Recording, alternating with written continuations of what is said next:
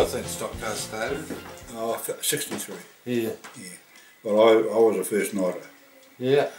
And we practiced 2 practices before the first night. But at Christmas time, '82, Rain, you had an advertisement in the paper. 62. 62. Yeah. Christmas 63, actually. Yeah, 63. Yeah. And 82, 62, there was in December, there was an advertisement in the paper. Yeah. Those interested in starting up stock cars. Stock car racing, driver, have a meeting. Yeah. I think it was December, it might have been before, but around about December. And we went to this meeting. Well, I was already building a hot rod. I had a 34 Ford. I mucked around. I bought and sold coupes. Yeah. Before stock cars started to buy V8s and sell them, mainly coupes, because I got around the country with my job. I was a concrete tank maker and delivered them. Yeah. And laying blocks, and I knew where every coupe was in the area and then within a 100-mile radius. And the big sheds. Yeah. And you found them all over the place. So I bought and sold coupes, and I'd change motors, and V8 motors weren't hard to change. Yeah.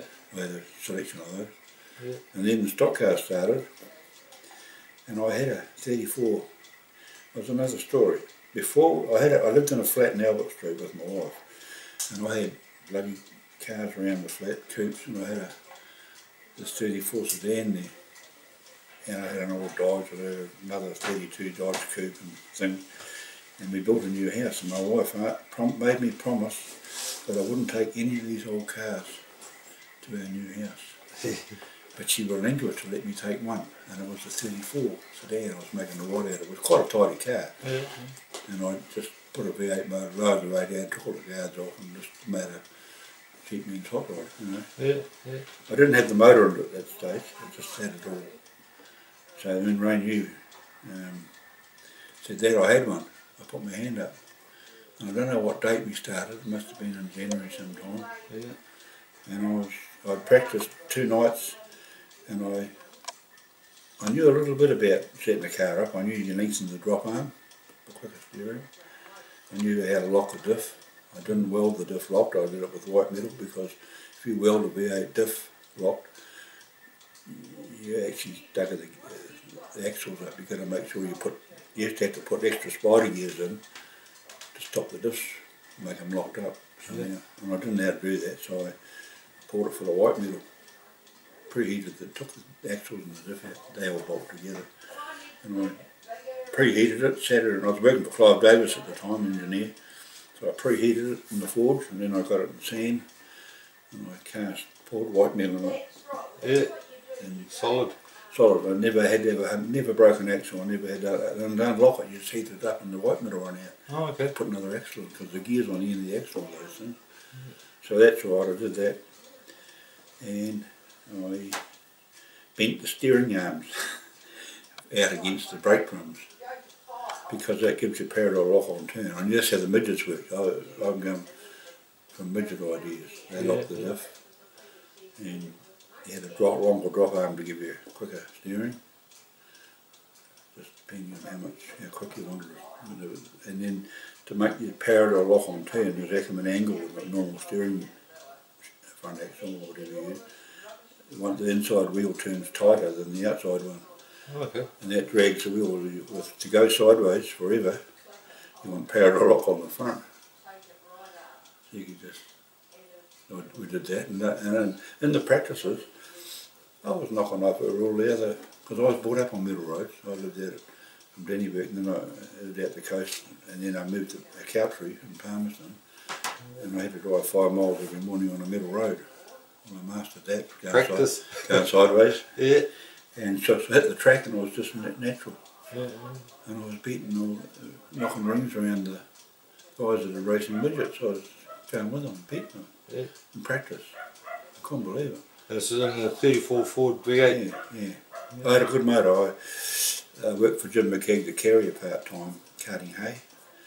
and doing a bit of stock driving, and the Tanners out of car, just out of Longburn, there's a farm on Kariri. Tanners had farms there. And in the shed, in one of these hay sheds, was an old V8 motor with the head off it. And I knew it was there, I knew what it was. It was a 36 Ford truck engine. And I knew a little bit about them. The 36 Ford trucks, or those flat pistons had a good truck motor, had a 5T cam in them, a good pulling cam. Yeah. So they gave me the motor because I was a good customer, good worker for them on the hay. And took it into town to the garage. Ron Holmes had a garage. Howard Chapman did his work in, and Rex Hanson, he was my panel mechanic. And this motor, they'd taken out of the truck because it kept turning valves inside out. They'd reconditioned it, and it kept tucking. Well, in a V8 there's magnetic and non-magnetic valves. Well, they had them back to front. The exhaust was magnetic, and the inlet was non-magnetic. Well, whoever put the motor together, because the valves are the same, so look the same, they had them mixed up. And Rex knew he got a magnet straight away, and he said, I know what they've done. So we changed the valves. We put all magnetic in. That saved the problem. Yeah. And the balls were rusted up, so I got some soaked the balls for a few days. And Bridgie got the motor too, got a big crescent on a block of wood, and got it turning, and away we went. And it was I used that motor for 2 years. Yeah. Nearly 2 years before it. What sort of motor was that? A 36 Ford V8 truck engine. Yeah. Same thing as a car, but just a different cam. Yeah. And it was a more talky cam, was it? Yeah. Anyway, before Stockhouse started, I knew Jamison's garage. I lived not far away from them. Yeah. And I had a prefect, and it was taking me at every 10,000 miles, I'd take me prefect up and give it a freshen up. Because Robbie had hotted it up for me and planed the head and put some bigger valves in it, opened it up a bit. Yeah. It was pretty hard on the bottom end. So when I got the stock car, Robbie said, bring your carburetor, your distributor and your petrol pump up to Jamison's. I started with Jamison's, and Robbie did that for me. Well, I never looked back. Yeah. He said, don't matter what the motor's like, whether it burns oil or one piston out. And it was true, but it went good. Yeah. Until halfway through the second season, I run the bearings, so I run another couple of meetings, and I popped a Mercury motor in, but they had more, it didn't rev like the flathead motor, the flat top piston. Yeah. So I had to put 716s on it instead of 616s. And then, that being the case, I run wire wheels on the first car.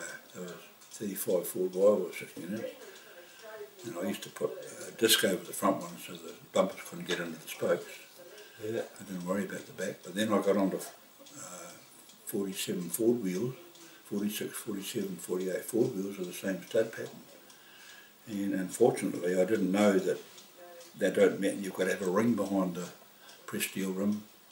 The wire wheel was made to fit the hub, the brake rim. The press steel one, there was a gap and you pulled the bolt through the...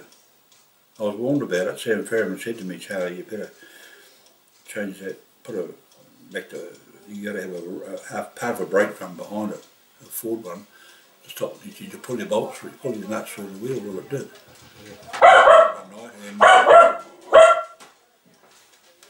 get him out, someone. Get out.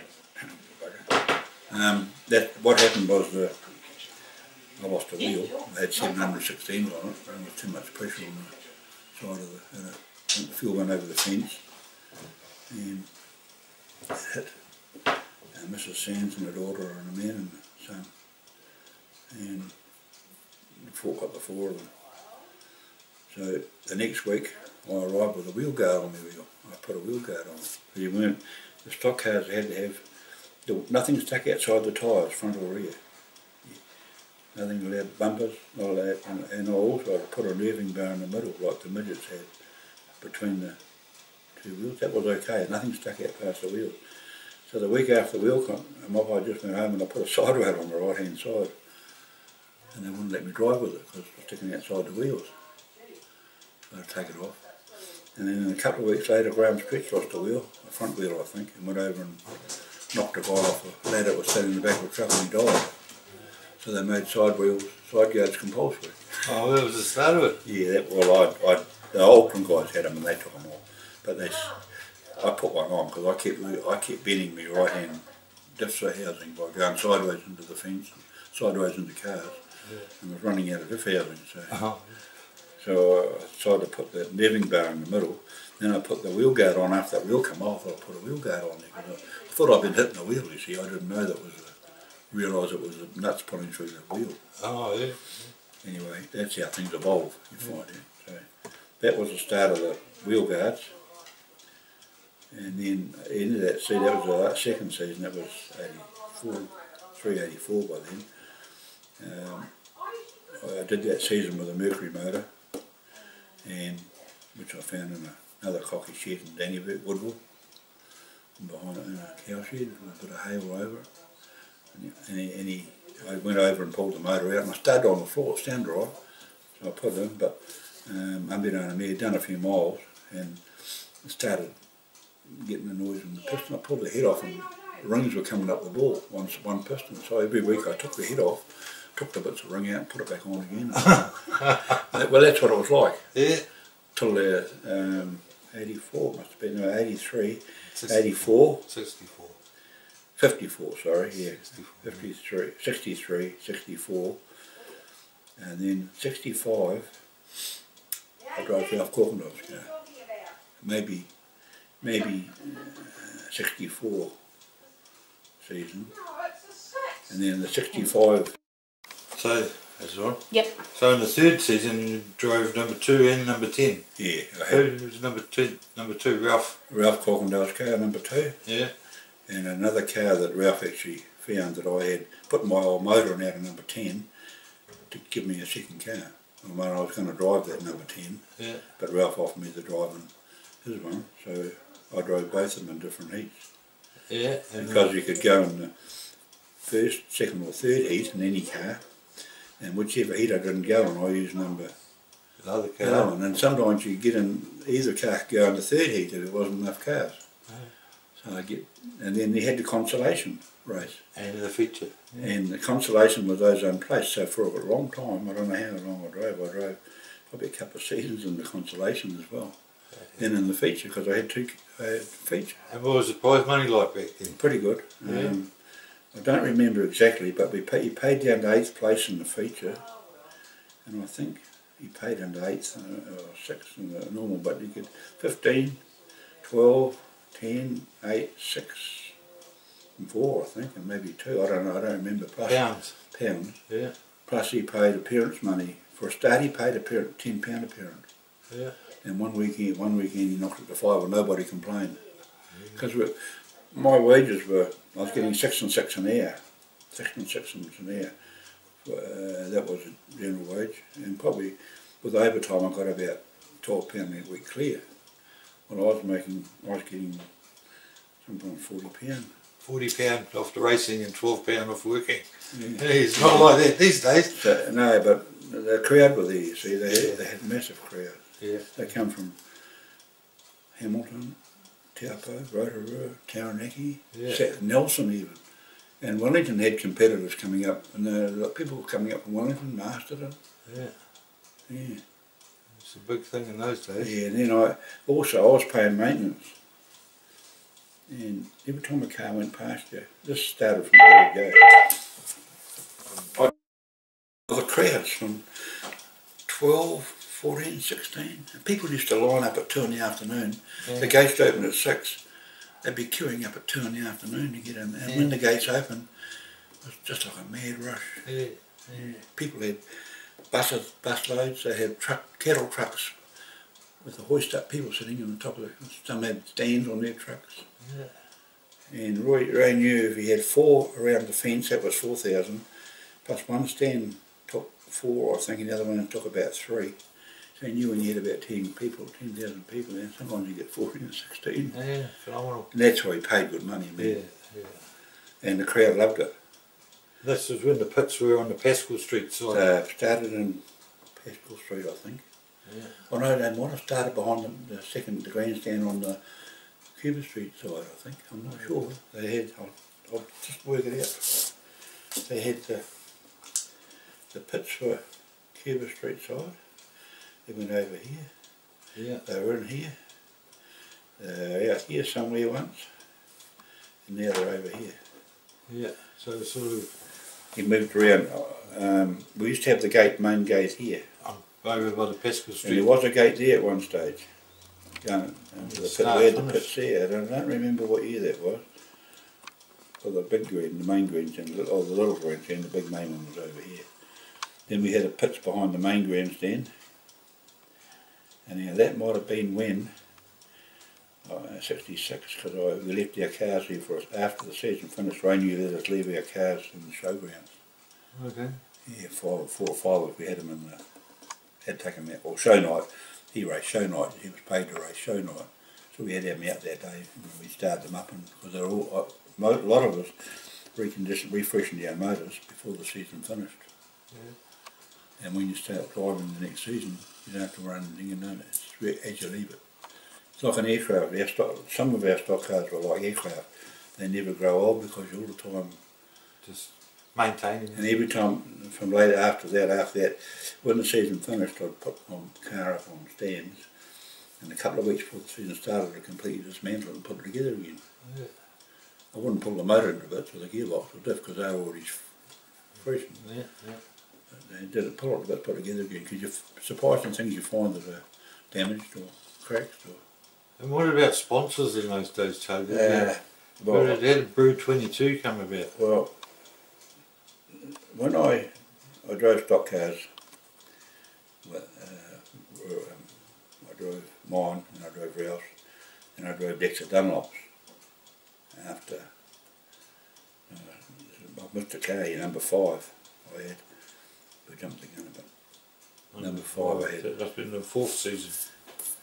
65, hang on, 66, 65, 64, 60. I got kicked out when I chased Rainier. This is the start of the second year with Ralph Corkendale, or the first year it might have been. Yeah, the first year. I chased the promoter out around. How did that happen? Well, I had number 10 and number 2, that's right. And I'd go out number 10 in the first heat, one of my first heats. And before the race even started, Bruce Perkins put me up on the drums. I was a bit angry about it, but anyway, it knocked the bowl off, the bowl come off the petrol pump. And I thought it was the main lead out of the coil, so I tried to put that back in and try and start it, and it wouldn't start, with fire, it wouldn't go. So I'm standing beside the track, and Rainier said to me, "Charlie, get in the middle." And I didn't worry, I just ignored him, because that's what he used to do. He drove around with his Jeep going the opposite way watching us. Come around again, "Charlie, get in the middle." And I didn't. And then he come over around another couple of times, come in, "Charlie, you're finished, you never race here again. You're finished." So I went and got in the middle, because I was very friendly with Rainier. I did help him a lot.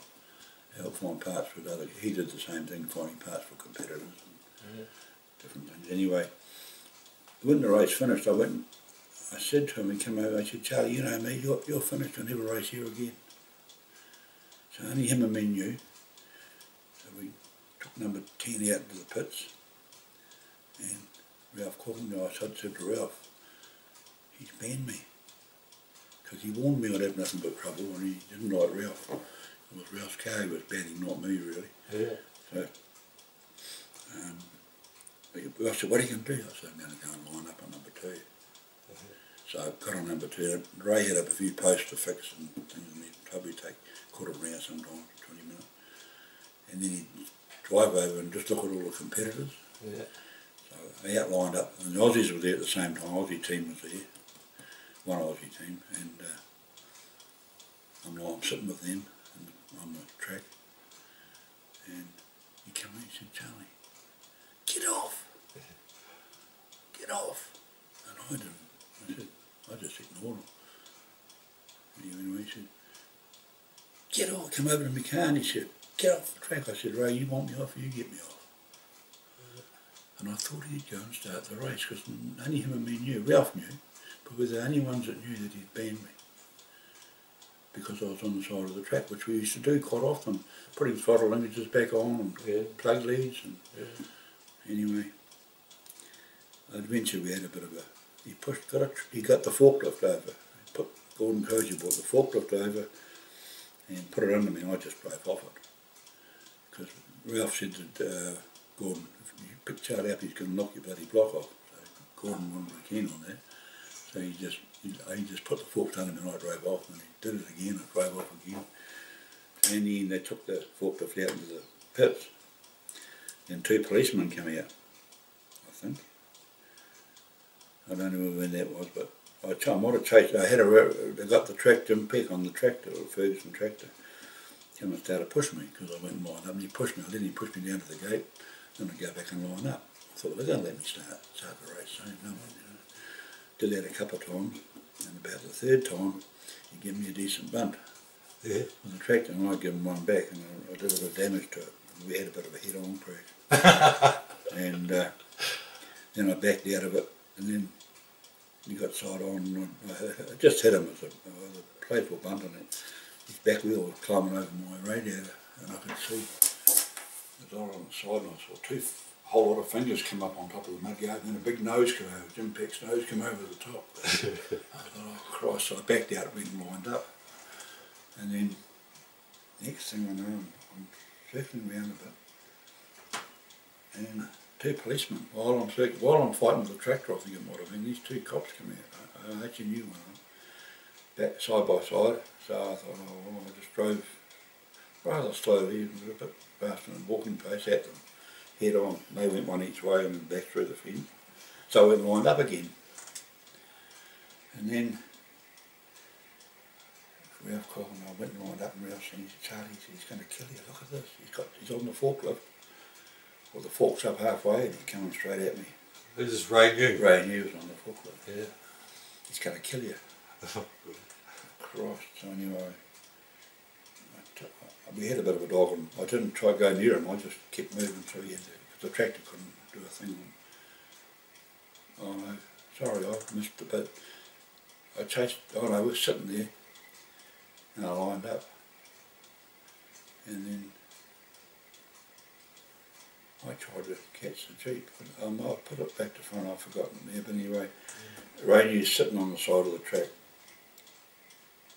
with his Jeep, and I tried to catch him. I was going to give it a bunt because this is the start, this is before anything happened, I did this. I might have pushed the tractor and I went back and lined up, and Rainier's sitting on the side of the track with his Jeep facing north and I'm facing south, that's right. And then Warwick Sisson and myself and another couple of guys, he used to start the race, and he just dropped the flag wherever he liked to start the race. And we always had a go at whacking the Jeep because we had a bet on how much is it worth to hit the Jeep, Ray? That was a going thing every night. So he knew we were trying to give it a tap as he started the race. Sometimes number 2 would have a go at him, the guy behind him, but we never called him. So, and he knew that would be in my mind, I think, because anyway, I dropped the clutch. He was waiting for it and he took off, and I chased this bloody Jeep. We were 4-wheeling around the place, and I couldn't catch him. I couldn't catch him, bloody hell. And he drove over to the fence and dived through the wires. And I went back and lined up. That's when the police came out. Oh, the crowd would be loving that. Oh, I could hear the crowd. That's when the police came out. The police came out then, and I chased, then they went away. And the next thing I know, he's come out with the tractor. So I did a lot of running around, and I'm in my mind, Christ, I've only got 2 gallons of petrol in this thing. I only used to have a 2-gallon tank. Yeah. And I'd done a lot of I kept the motor going so no one could pull a handful of wires off, because Ralph would put a mag on the thing, and he had to be revving to, if it stalled I might have had trouble starting it, so I kept it revving all the time. Yeah. I was like, shit, I haven't much petrol left yet now, and he's driving around with this forklift, and he didn't, if I'd stopped, he'd put the forks in me, so I thought I'll get off. So I drove down towards the gate, and I heard Wally Harris say, "Clear the gates. There's no telling what this madman will do." And I thought, because he praised me, he was a good announcer, but that made it bad for me, and called me a madman. I thought, you bastard. So I get the tower I raked, as I was going past his tower, I raked it with the forklift. He dropped his microphone, he's hanging on for a grim breath, he's up on a tower hanging on to a pole. And I went out in the pits. And half the crowd followed all the bloody kid like the Pied Piper. Yeah. Just see it, people, kids and people. Anyway, Ray New fought through the crowd. He said, Charlie, have a week off. Just have a week off. Come back. It's the best thing that ever happened. Then I went to see him on a Sunday. Monday morning we used to go and have a yak with him, different things. Not 2 or 3 of us. Some of his workers. And he said to me, Charlie, you're finished. You'll never race here again. Yeah. You're finished. You know, he told me then, he said, if I let you race here again, the police will cancel my licence. So he had to get a licence every week to operate. Yeah. So that was it. So, then the control board took my licence off me. Jeez. Yeah, but they let me appeal. I was very lucky because a lot of people, Ray New was part of the control board, and a lot of the promoters were ex-competitors with Ray, and they were all on the control board. There was a guy from Plymouth and a guy from here, the ACU man here. Anyway, they let me have a hearing with the control board, but I've been to court before that. I had to go to court and I got fined 1 of willful damage and 2 counts of assault. I never hit the Jeep. The week before, Ray New had shoved me through the fence with his Jeep. The week before, I had a deal with Ray New that I asked him for more money because he's paying down 8th place and he only 2 or 3 cars finished, 4 cars. So I asked him for the rats and mice that wasn't collected. He said, better than that, Charlie, I'll give you the first, second and third if you're the last car to go. And I got down there. I'd got down me previously down to 2 cars. And the night before this incident happened, I got down to 3. Bruce Perkins and Ray New, Graham Stretch and myself. Now, I was third, I was in front, and Bruce Perkins was second and first. And come the white flag lap, the last half lap, Bruce Perkins made a run for it. They wouldn't pass me. I was going dead slow, trying to get them to make a go for it. Have a go. I was going to get them both, make the bonus. Anyway, Bruce Perkins made a run for it out wide, and I got over and pegged him. But Graham Stretch had a bit more brains than Bruce, and he stuck on the pole. And I couldn't get, I got him just at the end of the, just as he hit the start finish line. So I couldn't, it was too far to go. He had a good car too, so that's all right. Graham won the race. And when the race finished, he tried to drive past me, so I just stuck him into the wire, quite gentlemanly like. Because we were not friendly, but on the track and then go. And I pushed him into the wires. And Ray New came over the Jeep and he shoved me into the wires. He said, what'd you do that for? I said, well, he wasn't going to pass me during the race, he ain't going to pass me afterwards. And that was it. But then the next week, this incident happened where I chased him. I didn't hit him. I tried to. I would have hit him, I'd have spun him up or I'd have pushed him right across the field sideways into the fence, because that was really wild. But I couldn't catch him. And so I got fined for willful damage. I cracked the tractor, broke a bit of the belly out and I stuck it. They repaired it, but I let it pretty hard, head on. And then, well, he was hitting me hard, so. And then the willful damage was, I got fined for that, and 2 counts of assault. Now the first count of assault was Jim Peck on the tractor, and I accept that. I mean, Jim Peck was on the tractor and he got a bit shaken up. And he didn't deserve it, but it wasn't intended to happen that way. I mean, he didn't get hurt, but he got a bit of a fright. He could have changed his underpants, I reckon. But Ray New, in 1886, a guy on a horse was clopping along the footpath at night time. And the police sergeant standing behind a power pole reached out and slapped the horse on the arse. The horse reared up and the rider fell off. And that constitutes assault. And that's how they charged me. Oh, yeah. And if someone's got reason to believe you can...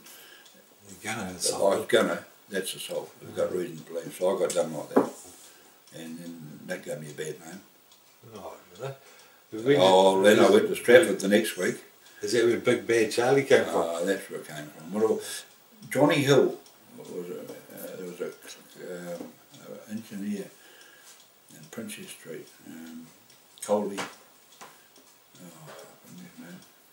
He let me use it as welder and things to fix me. I used to drive it down there Saturday afternoons and fix it, do things to it, and drive it home again, drive it to the track. We used to drive my cars down there and home again, because we had no trailers on there. And I had a prefix car and it didn't like A-frame, it took control of my prefix. So best thing to drive it down, and then Sunday morning if you still go and drive it home. Oh, yeah. But I used to, Coley Seymour was his name. And Johnny Hill, he had a carrier worked in town, and he put, the first night I wrecked my car, the very first night I hit the fence, I didn't know where in the hell I was going around the outside real wide, and I hit the fence and shot me head first and bent the car in half. So Johnny Hill, I had to straighten it, Johnny Hill put, I had Big Charlie on the car, or Charlie, I had Charlie on the front of my car, and he put Big Charlie one week, and then he put, then he put Big Charlie, so that started it. And when I chased Rainier, he put bad Charlie. That's what he did on the front of those. Yeah. He just added bits to it. Yeah. That started it. Oh, yeah. Yeah. And then the week after I had a row with Ray, I went to Stratford. They just opened. And their track was like driving on brown sugar. They had all new cars, like just ordinary cars. No stock, no hard like stock cars. Our stock cars had been going a while, but there was only mainly just our first cars. And I just played around, and I went back. I got spun up. I spun myself up and let them pass me, and I got sick of this side. I drove around towards them. I went round the other way. They got me in the shit because they were peeling off, going into the fence. I wasn't going to hit them. They were just. I was just sick of spinning the same ones up, and you couldn't drive. You couldn't go. You just was a slow thing. So I just stayed the way I was facing and drove off. And that got me in trouble. So they didn't want me up there. Then I went to court and got fined. Then the control board had their meeting and nobody would have me. So I appealed. That's what they took me license. The next year I appealed. I went to a control board meeting. I was allowed to go to the meeting and appeal. They allowed me, which they didn't do. And Napier said they'd have me. They just started up. They used to have midgets and bikes up there. And they just started racing stock cars. Every 2 races a night after the meeting finished. When the stock cars couldn't go on the track till the bikes had finished and midgets had finished. Then they were out on for the last 2 meetings. So they said they'd have me. So we took number 10 and number 2 up there. And had a ball. Yeah. I only run 2 races all season. I did more of an exhibition. Hello Ralph. He didn't appreciate it. I'd be out in front and I'd start going through the field again, waiting for him to go through them again, and I'd end up second. I didn't want to win. I just wanted to put a show and make money good. Yeah, yeah. And number 10, he sold that up there. Well, I did drive it up there. And I drove a few of their cars too. The guys built it. There's a guy in Hawke's Bay, Freddie Corns, built a real good motor. He's a boatman. And the garage in Hastings had a car, a Dodge motor in a car, and they couldn't drive it, and I drove it, and it was unreal. Yeah. They just couldn't know how to drive, they just couldn't. A Dodge V8? No, Dodge 6, no, 6s are not, the only V8 I drove was my one, and Ralph Cockendale, the one, he had a side valve on that when he first got it, when he first started driving, then he put an overhead valve on it, but they were 240 cubic, we were allowed 240 cubic inches, yeah. And there happened to be a little 54 that made an overhead valve, 240 cubic inch, 239 actually. Yeah. And so did Chrysler, but we didn't get them out here. They only come out here in straddles, timber straddles. Oh, yeah. So we had one of those, and he put that in. It was unreal. It was just unbelievable. Yeah. Don Pakalowski helped set that up, and Don Pakalowski was a good mechanic. Good engineer, good mechanic. He's a wizard. He could fix anything. He was. We put 13-inch wheels on the front, which something you couldn't do, but he did it. And we put 13s on the back, and it just that thing would just go forever sideways, and you could get a lap behind and catch up. Don actually won the very first race at Palmy. I think he did 2 in a car. Yeah, he had a 35 coupe. Yeah. I've got a picture of that. Yeah, I'll put that on this video actually. He did a few jack-ups. He had a midget car. I did drive it, not on the track. He let me have a drive around the pits one day. Because I was starting to build a midget when Stockhouse started. Yeah. I would have bought one, or was starting to buy a lot of spare parts. I grew up in Fielding, and Don was in Fielding. Yeah, I know. I remember he had an aeroplane engine and a boat. Yeah, I've seen that. Jimmy Downs and Warren Downs and Yeah. yeah. I'll tell you a story about Don. Yeah. Don used to drink a bit. Yeah. Quite a bit. A couple of Ubers. Yeah, anyway, he built a new house in Fielding. No fences, just all the houses look the same. He comes home a bit turped up. And he goes into the wrong, his key fitted the wrong house, so probably a lot of the keys will do. He gets into the bed and tells her, move over you bitch. Thumps her over, and the husband's sitting bolt upright the other side of it. They were new neighbours. He'd got into the wrong house. Bedrooms in the same place, same sort of houses. And he had ended up with mates, I forget his name. But I knew him very well. He was my mates and a good mate. But he, come on, you bitch, move over. He's in the wrong house. Good fellow, Don. He's a good fellow, Don. He was bloody, and he's helpful.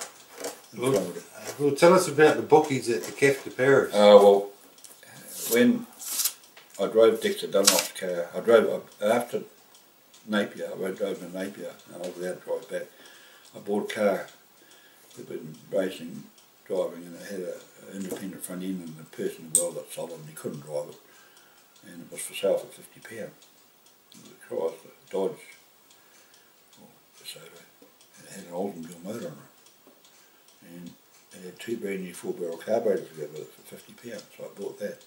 I did a couple of nights in it before Christmas, or whatever it was we got before Christmas. Yeah. And then they have a break over Christmas. I put a whole new front end, I put a chassis up, I put some 4x6 by half-inch box section in the front. Yeah.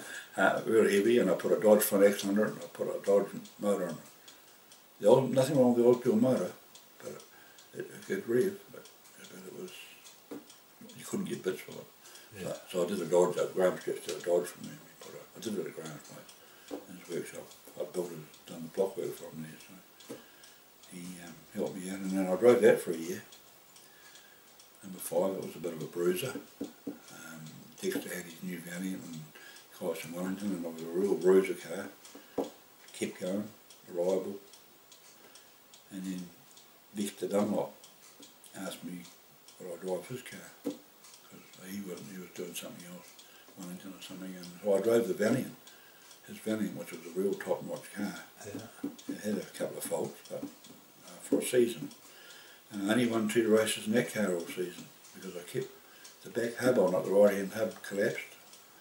So Richardson's built me a new hub, real heavy hub, started turning the axles out on the right-hand side. He had big 15-inch wheels on it, because it was pretty, Ian Taylor built the motor on it.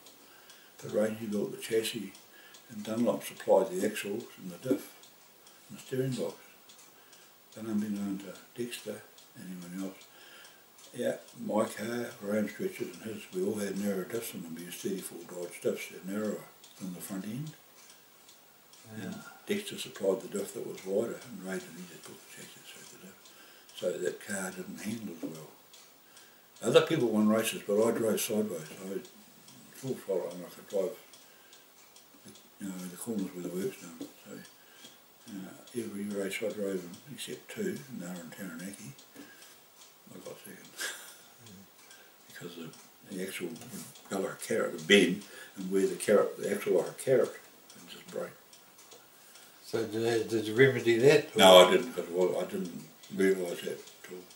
I was a bit green about those sort of things. I mean, I knew the diff was wider, but if I'd known earlier in the piece, I would have. Yeah. But the chassis had to be altered too, because he built the chassis wider to take that diff.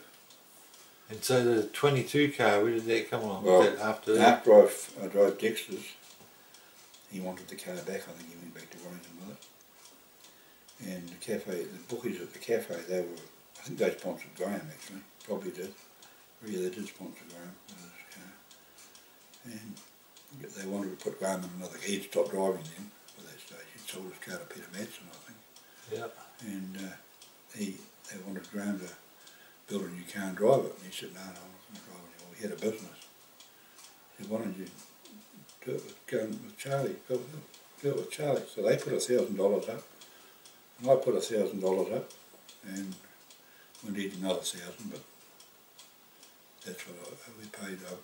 Graham didn't spare any spend for it. Nothing second hand except for the diff and the front axle, the steering box. The rest was all new wheels, new brake lines, new flash. Oh, well, it wasn't flash. It was just practical. Yeah.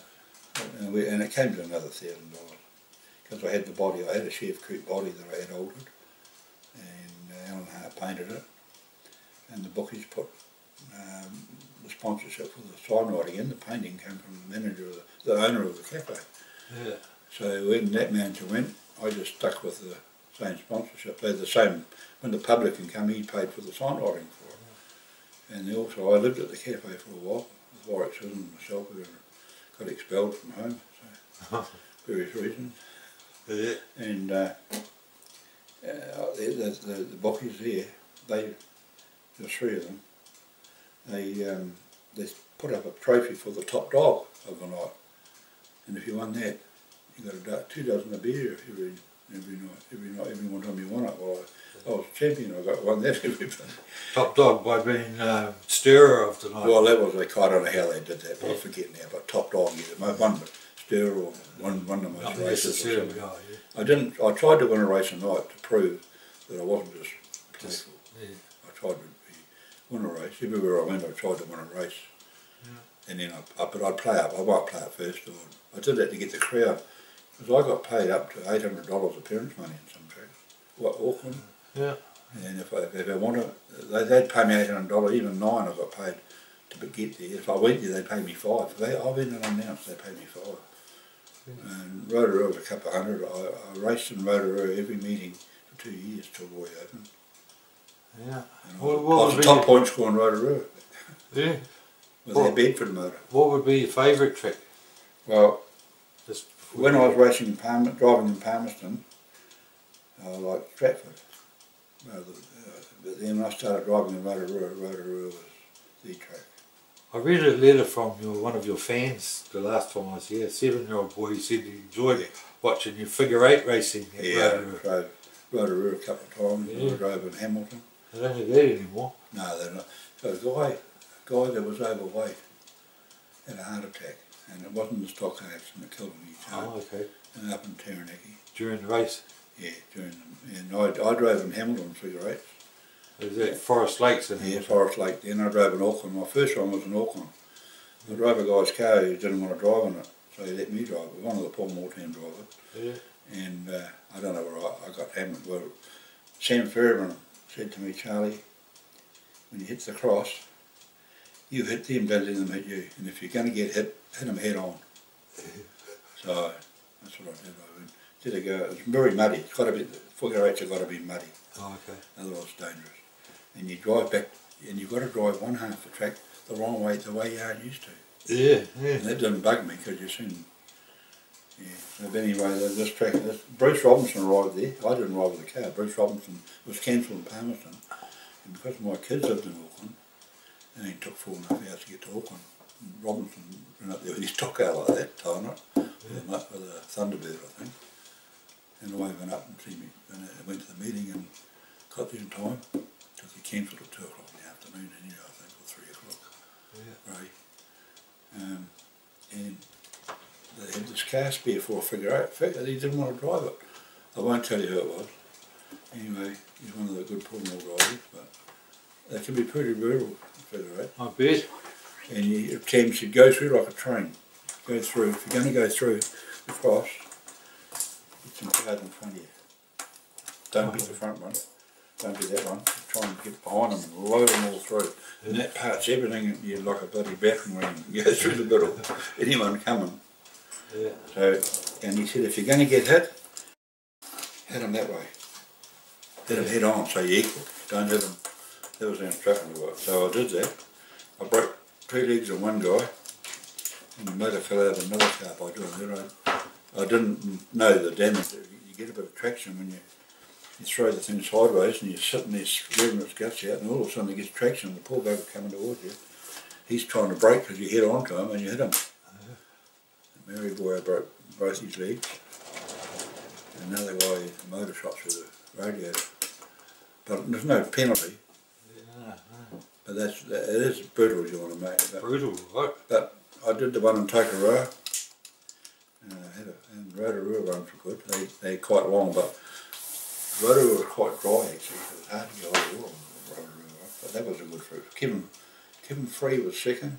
We came to, I said to Kevin, we talked to each other, because we were enemies, but we on the track, there's no mates. Yeah. I said, I won't touch you to the end. Anyway, he thought we were going to share the prize money. I said, I just said I won't touch it till the end. And one in Hamilton is, what have been a butcher's pick? The last car going, and there's two of us left. There's a guy, Adams from Stratford, little hard little bugger, real good hitter, and myself. And he's behind me, and I couldn't catch him. I reversed round the track. I had to knock his front wheels off to stop him. Anyway, and I won that race. But you have to be, you know, when someone's behind you, and there might have been a lap ahead of me, you see, so you've got to try and you can't catch them. And it's illegal to go, I didn't know, but it's illegal now to go backwards, and it wasn't then. No, it's majorly different now. Yeah, it is. Like the speeds that have gone up there. Oh, the speed has killed it. I believe. Stock car's not entertaining like it was. Yeah. See, it was a fun thing. It was we were actually big time wrestlers. We were bullshit. Yeah, well, sort of. And we knew each other. Yeah. And you didn't try, someone you didn't know, if someone did you dirty, you did it back harder. Yeah. And the dirty, I mean, by hitting you when you're stationary. Yeah. Or if you're broken down, they still hit you. Some guys did that. So you got to hit them back harder. Well, if they push you into a parked car. On that, Charlie, who would be some drivers that you had respect for? Who would you rate your rivals? I never really had, I like the top drivers in every track, I picked on them. Yeah. I'd spin the lesser guys up, but I wouldn't do them any, they're still there. Significant hits. And I knew, once you drive around the country, I got to know, like Harold Kells was a true stock car driver. Yeah. No quarter given, no quarter asked. And if Harold was behind you and you're mucking around, you knew you were going to cop it. There was no, probably Jack Navarro was the same, but there was no mallet, no. I like Sam Fairbairn as a racing one, but we still looked after each other, but if you're in the way, he pushed me. In a racing, we were racing going around the country with the Auckland promoters doing an Aussie tour. They had Aussie saloon cars and they took some of us guys around the country as stock car drivers, and John Henright was one of them, Sam Fairbairn. We were the Kiwi team against the Aussies. Yep. And then we were in Gisborne, and I knew the Aussie Auckland boys were going to get John Henright, because he's quite a good driver and he used to win a lot of races in Auckland. They were going to get him. So I shepherded him all night, because I was pretty friendly with the Auckland guys. I got to know them when you drive there, and we'd drink together. And anyway, I shepherded John Henright all night, and Sam had a guts full of it. And he pushed me into Henright, you know, at the right time in the corner, put him over the fence. And you got to do it with a precise. Sam was a very clever driver. I learned a lot from Sam Fairbairn. He's the captain of the Paul Moore team. Yeah, bloody good. Most of those Paul Moore guys are good. There's Graham Mitchell, Wee Mac, Laurie Hine. I knew them all, but on their own they were hard. You didn't draft for any, no quarter given. But I did beat them, and we had a race in Auckland, a New Zealand team against the Paul Moore when I was the only car to finish. Yeah? Yeah. And they really taught us a lot about team driving. Yeah. They knew exactly who was where and what, and they'd park their cars strategically in the corners, and they could move with the starter motor, which you could have one here going like this, come around this time you go behind, next time you got to go in front. And there'd be one here parked that way, doing the same thing, using the starter motor. Yeah. You might have one going round and another one here waiting for you, you know. Yeah. We learned a lot of Paul Moore was the hardest team that I ever drove it. When you raced for the Panthers, who were you driving with the Panthers with? Well, we started off John Henright, Jack Navarro, Warwick Sisson, Jack, Henright, myself, and Graham Hennyside. Graham Hennyside, that's right. Yeah, Graham. He's number 1. He's number 6. Graham, you had a car number 6, and he was the top driver. So Graham had number 6. Warwick 52 or 54, whatever it was, 54. Jackson Rara's number 9, wasn't he? Yeah. 36. Well, I don't know. Jack, I'll look it up. Jack. Yeah. Warwick. John Henry, I forget his number, and myself. I was number 22 then. Yeah. 22. 22. Yeah. Because we paid out. My one was red. Roy's was white. Jack's was yellow, I think. Yeah, yellow. And we all had paid our cars black. Yeah. And Rainew's was already black. His car was already black. Yeah, then when I left, when Roy left, John Henry left first. No, I can't think whether Robinson went in or he might have been Bruce. He had his tank by then. He mightn't have had it, I don't know. I can't remember who went after Roy. Oh no, Roy went in for Henright. That's right, Roy came in when Henright, that's right. Roy was 54, sorry. John Henright, when Warwick was 52, I think. Was Peter Hetley around then? No, later on. That was later. Yeah, when John Henright left, Roy came in. Roy. And then when Roy pulled out when he did this track, it must have been Robinson, I think. And the tank? The tank, yeah. The Robinson tank, yeah. And then when I left, Peter Hetley came in. Okay. Oh no, he didn't. He came in with when Warwick? No, Warwick must have left. Did you ever have a drive of the tank? Yeah. Yeah, what did you think of that? Terrible. Terrible. I couldn't, well, I don't like sitting up. You drove sitting up. I've always driven, I've had a couple of cars that had only some chairs, I cut them off. Oh, yeah. But, no, you drove sitting up and Bruce, yeah, and he used to wear cricket pads and Yeah. I couldn't get the feel on my arse. You drive by your feel, and the steering wheel was here. I like to drive arms stretched out. Yeah. I drive arms stretched out.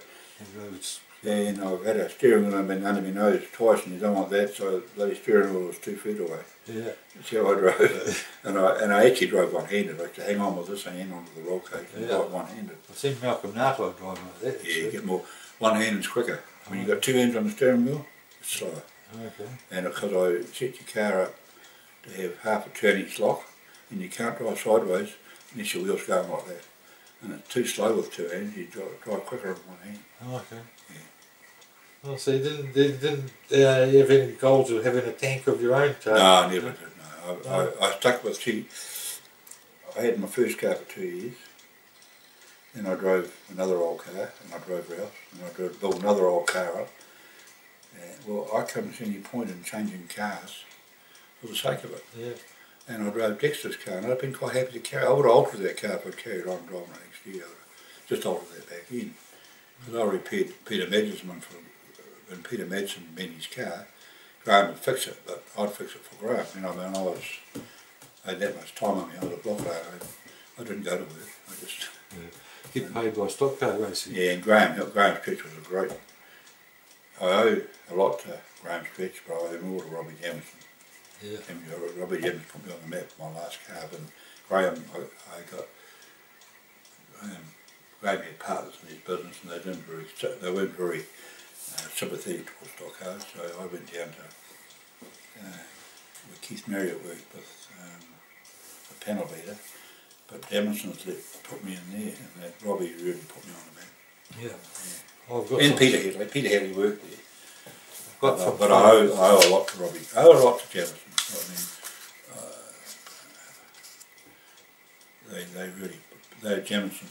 Robbie Jamison was a genius. Yeah, I went and visited him, and I've got some photos of some of the cars he built, some of the midgets. Yeah, he did the midget, he did a good job of. He made a marvellous job of. Bruce designed the tank with Robbie. Yeah. I think Bruce designed it with cardboard. He had a little cardboard model we used to see. Yeah. But Robbie really, I've seen him one night turning it. It's happened to me since, but Robbie was giving us a run with the throttle, turning with the throttle, listening to it, cracking, bloody through a valve. Yeah. It's the only time I've ever seen Bruce Robinson spit the dummy. Yeah. And Bruce Robinson's pretty cool. Yeah. And it was about, we had to be down at the showgrounds up R7. supposed to be there at about 7. It's about about 7 this happened. We're going to put on the trailer. Well, Robbie had that car there before 8. Took the head off, fixed it and put a header back on there. He arrived there before the Grand Parade. Yeah, without any power tools. No, he did it at work. No, he did it down at the garage.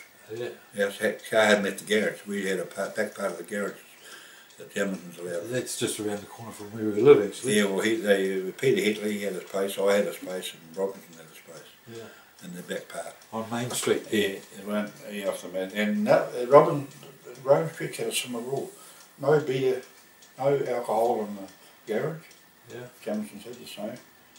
And you didn't go for half an hour after you stopped working, you stayed there in case a spit of rag was catching fire. Well, Jamison said the same. They had a wooden floor, mainly. Yeah. Yeah. And old Jack, that was, and we stuck by it. We have a bit of ink in the smoke over it. And Graham was the same, but you get guys walking in with a bottle of beer in their hand, and I've been the same all my life. I come into the workshop with a bottle of beer in your hand, you can stuff it up in the pants. Yep. Doesn't work. Well, I never drunk before I drove. I've been accused of being drunk when I drove. I never ate or drank the day before I drove. I never drank or ate the day I drove. Yeah. Yeah. Lean and mean. No, well I played rugby and I played league. And you're strong on empty guts. Yeah. And that same with racing, I proved the point. I remember going into the toilet at the showgrounds and seeing all these race drivers in there. And those that didn't go, like Ron Carter never drank before he drove. I won't know, there's a lot of them, a lot of stock car drivers still drink before they drive. And the ones that don't mightn't have the best cars, but they're on edge. Yeah. Same with the ridge. They say what you put in the workshop is what you get out of it on the track. Yeah, that's right. Well, I spent day and night on my car. Yeah. I had a workshop in Aramo. Not in Palmerston Jamisons were good. And same with Graham Stretch. I had a workshop after the night when they closed, but I had to work out in the yard during the day, and I'd prefab things, and then I'd go inside at night time when the boys went home and use the welder and drill. And get it done. Yeah. So what would be one of your most memorable moments, Charlie? I suppose winning the New Zealand Championship. Well, at home that was. The most memorable for a start was this Paul Moore team, because I used to race a lot more. I drove to Auckland a lot when my kids were up there. Yeah.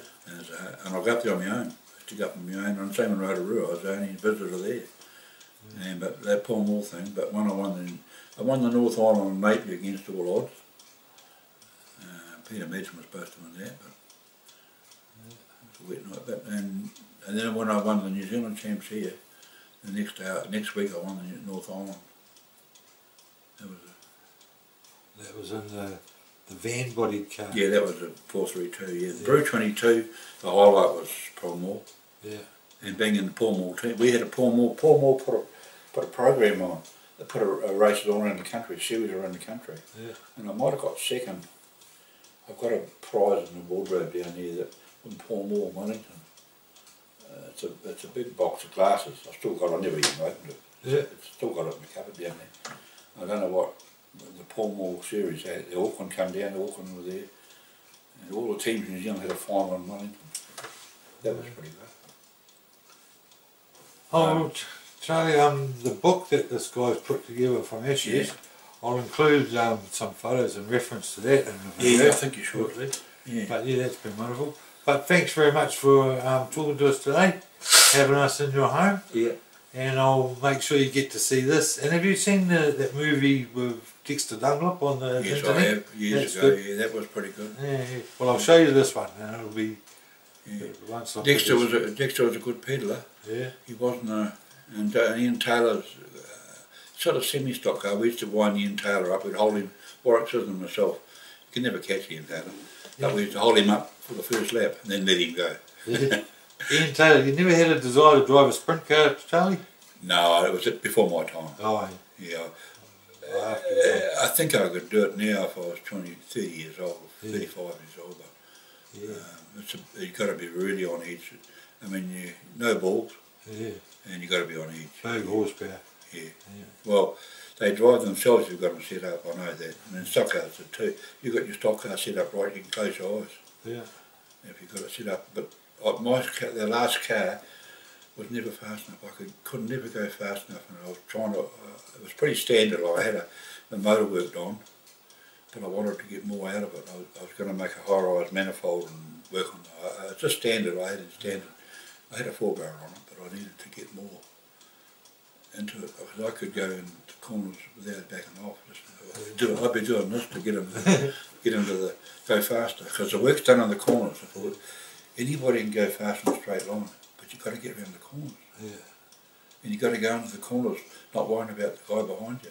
If you're worrying about him, so you've got to have in the corners where the work's done. I relied on corner work. Yeah. Straight's easy. You can let them out the bum. But when you're in the corners, you don't want to get hit in the side. Oh, well, Charlie, thanks very much for talking to us today. That's right. Once I put it all together, I'll bring it over and say well, I'll write. You'll get a copy of this other book anyway. Yeah. He's a pretty good Kevin Jeffries, isn't it? Kevin, I'm not sure. Right, I'll certainly look it up. I've got it here. Yeah, awesome. I'll add it back to it. He gave me. Okay, thanks for that.